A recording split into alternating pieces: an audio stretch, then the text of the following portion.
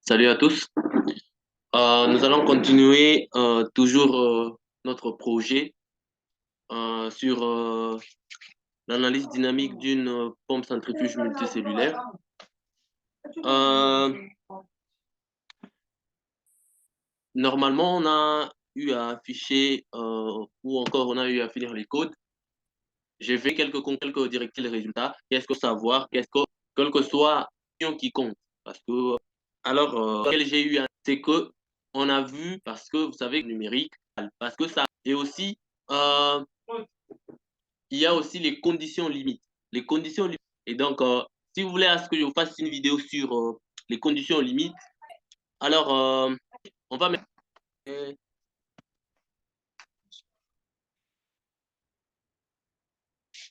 voilà, mon script. C'est pratiquement les déplacements, on voit clairement que c'est un mouvement périodique. Ils disent que se déplace d'une distance max de 7 fois 10 exposant moins 11 mètres.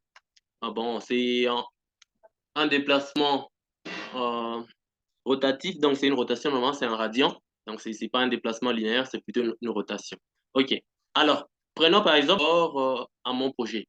Je peux me dire que j'ai fini mon projet avec seulement ces résultats, alors qu'on dire que non, les résultats et ainsi de suite.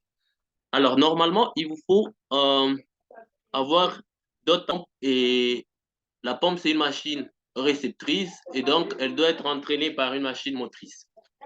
Machine motrice afin de d'en tirer un peu quelques conclusions. Entre autres, les résultats obtenus doivent être comparés à des... il y a, je crois, la norme IS-3 qu'on utilise très souvent et c'est de...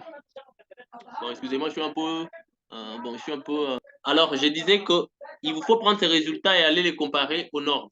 Alors, la norme qu'on utilise souvent, c'est la norme 3. Alors, la norme, normalement, présente quatre classes. La première classe concerne les machines euh,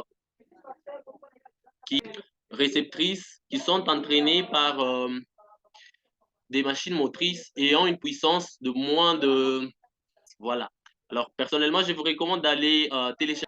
Je ne l'ai pas fait ici. Je ne fais pas normalement la photo, mais bon, je ferai ça. D'aller télécharger la norme. Alors, avant de jouer un peu avec les codes,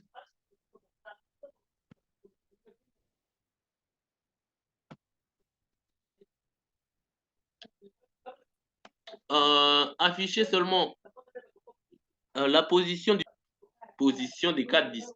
C'est-à-dire que je commence à afficher une position et qu'à changer là-haut, combien 1, 2.4. Pour dire le 4 position du disque ou encore des disques, mais donc vous voyez très clairement, je vais partager la vidéo. À combiner, mais le gros a été dit. À connaître les déplacements max de votre... Vous allez avec dans la norme et vous vérifiez si ces déplacements, le déplacement de notre disque est inadmissible. De l'un des disques, ça peut être ou les déplacements de la norme. Et là, en se référant à la norme 16-3, dans la classe des 15 kW, c'est la première classe, c'est-à-dire en se référant, le déplacement du deuxième disque est inadmissible. Et donc, une étude, je peux dire que ma pompe est, par exemple, d'être équilibrée.